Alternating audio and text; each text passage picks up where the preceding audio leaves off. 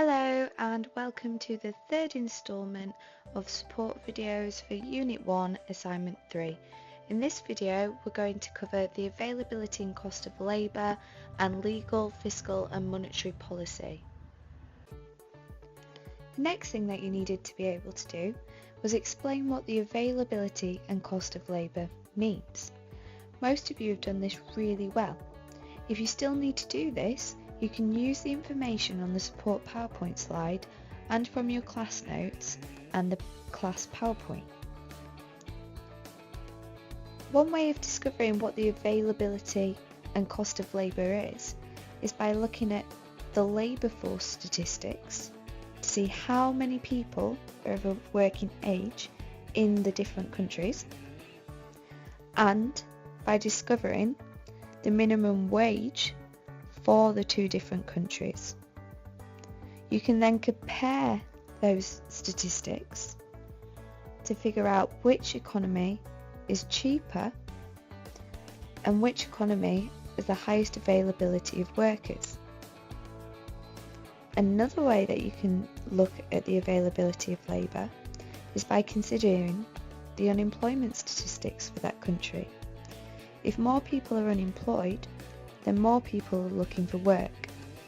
If we look at Tesco's, the majority of their workforce are low-skilled workers.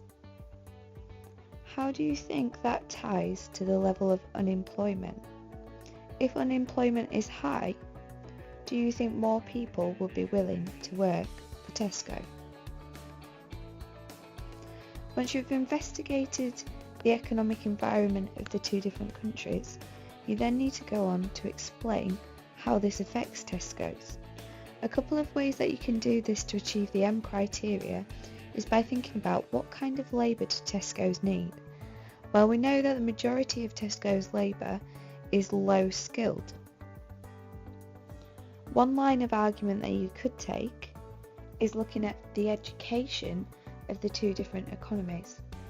We have a high level of unemployment in the UK, and some people who are unemployed will be unwilling to work for Tesco's because they perhaps have higher qualifications than what you would need to work for Tesco's, and therefore they're looking for a higher paid, higher skilled job.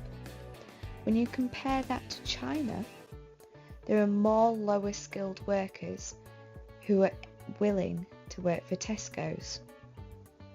If you wanted to take it that step further, you could think about the growing rate of educated Chinese people.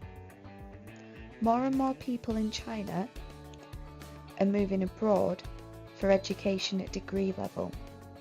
What do you think this means for the availability of labour for Tesco in the future?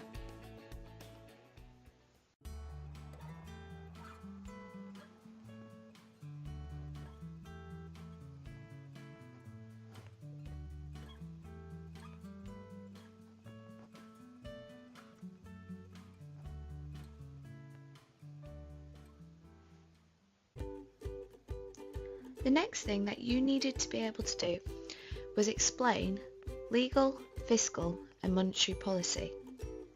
You can use the notes provided on the support PowerPoint slide and those that you took in class. Once you've done that, you needed to be able to apply it to the two different countries and explain how it affects Tesco's. Now that's the part that most of you have been struggling. So I'll give you a couple of ideas. Legal means the laws in the countries that we are investigating. We've already had a look at some of the laws that affect Tesco in the UK. During assignment 1, we discussed how packaging laws affected Tesco. We also looked at the display of products and how that impacted on Tesco's profit. So one example of this was the representation and display of cigarettes in stores, where the government put in a law that cigarettes had to be covered.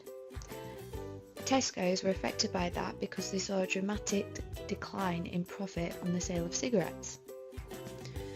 Fiscal policy refers to tax. So when you're trying to analyse and explain the difference between the two economies, these links provided give you the tax rates for the two different countries. What you need to do is compare them and think about how it affects Tesco's. The more tax Tesco's have to pay, the lower their profit is likely to be, because it'll be a greater cost to their operations. Monetary policy refers to the amount of money available in the country. If there's more money available in the country, then banks are more willing to lend. This means that it's easier for businesses to be able to get loans. It also means that it's easier for customers to get loans, which means that they'll have more money to spend. Monetary policy also includes setting inflation and interest. You can use some of the ideas that you've already used in your discussion of inflation and interest to explain how monetary policy will affect Tesco's.